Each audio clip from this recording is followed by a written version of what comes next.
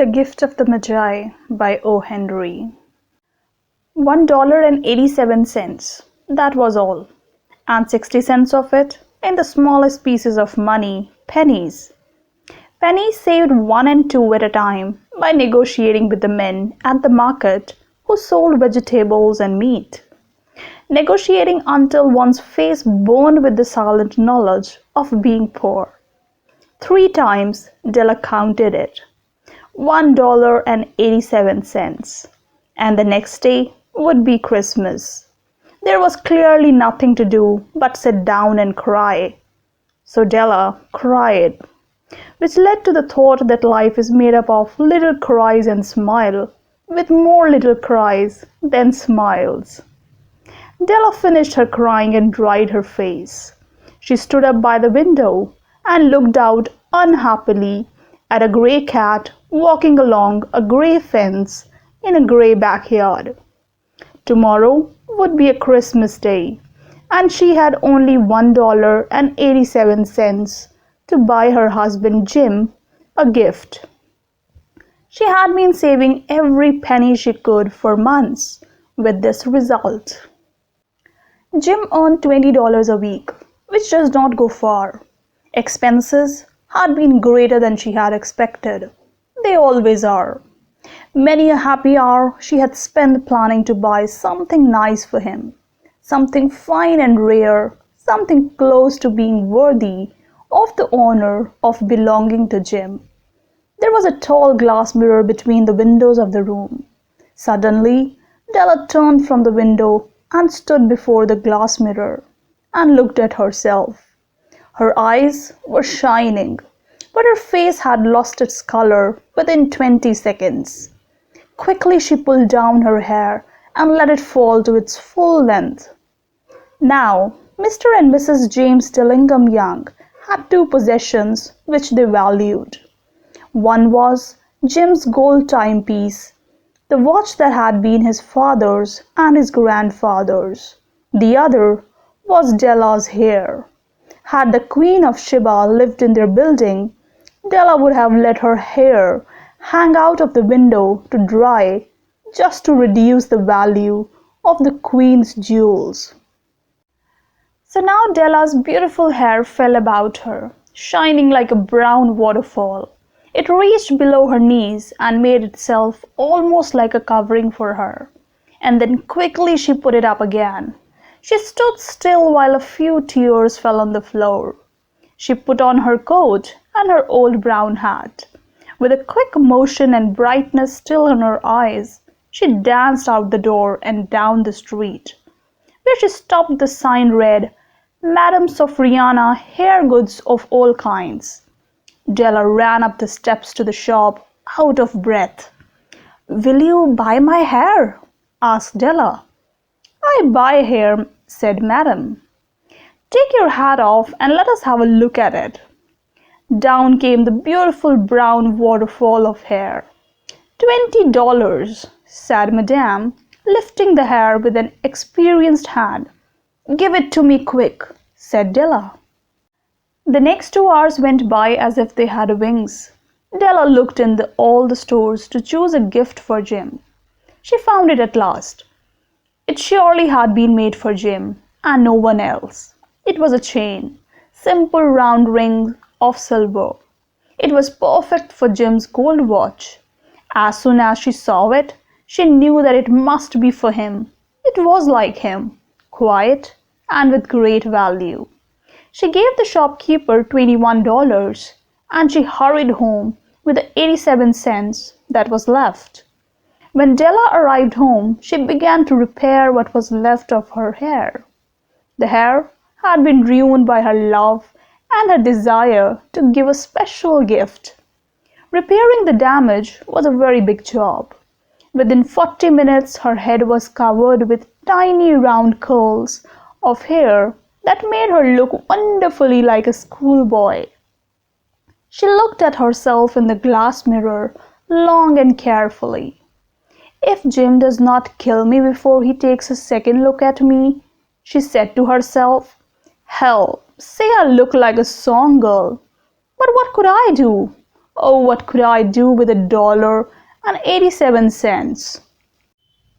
At 7 o'clock that night, the coffee was made and the pan on the back of the stove was hot and ready to cook the meat.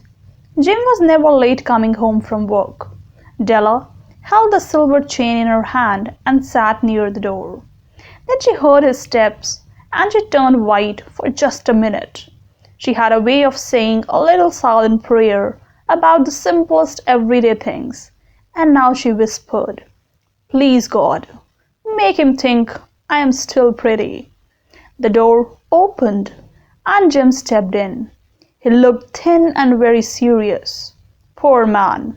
He was only 22 and he had to take care for a wife. He needed a new coat and gloves to keep his hands warm. Jim stopped inside the door, as immovable as a dog smelling a bird. His eyes were fixed upon Della. There was an expression in them that she could not read, and it frightened her. It was not anger, nor surprise, nor fear, nor any of the feelings that she had been prepared for. He simply looked at her with a strange expression on his face. Della went to him. "Jim, my love," she cried, "don't look at me that way.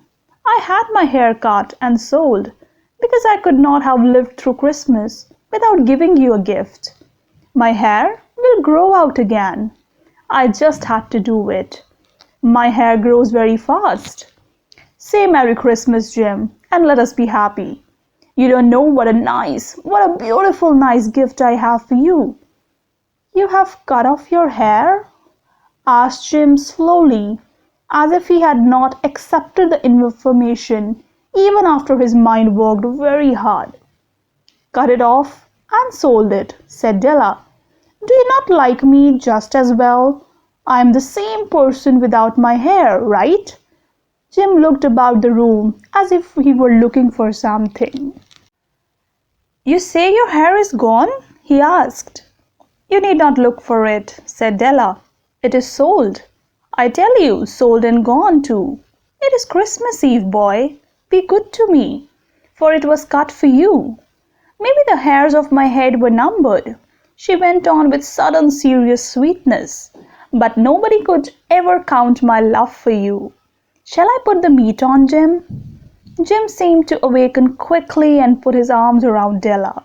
Then he took a package from his coat and threw it on the table. "Don't make any mistake about me, Dell," he said. "I don't think there is any haircut that could make me like my girl any less. But if you will open that package, you may see why you had me frightened at first." White fingers quickly tore at the string and paper. There was a scream of joy, and then, alas, a change to tears and cries, requiring the man of the house to use all his skill to calm his wife. For there were the combs, the special set of objects to hold her hair that Della had wanted ever since she saw them in a shop window. Beautiful combs made of shells with jewels at the edge, just the color to wear the beautiful hair that was no longer hers. They cost a lot of money, she knew, and her heart had wanted them without ever hoping to have them. And now the beautiful combs were hers, but the hair that should have touched them was gone. But she held the combs to herself, and soon she was able to look up with a smile and say, "My hair grows so fast, Jim." Then Della jumped up like a little burned cat and cried, "Oh, oh!" Jim had not yet seen his beautiful gift. She happily held it out to him in her open hands. The silver chain seemed so bright. "Isn't it wonderful, Jim? I looked all over town to find it. You will have to look at the time 100 times a day now. Give me your watch. I want to see how it looks on it." Instead of obeying, Jim fell on the couch and put his hands under the back of his head and smiled. "Dell," said he, "let us put our Christmas gifts away and keep them a while. They are too nice to use just right now. I sold my gold watch to get the money to buy the set of combs for your hair. And now, why not put the meat on? The Magi were wise men, wonderfully wise men, who brought gifts to the baby Jesus. They invented the art of giving Christmas gifts. Being wise, their gifts were wise ones. And here, I have told you the story of two young people who most unwisely gave for each other the greatest treasures of their house.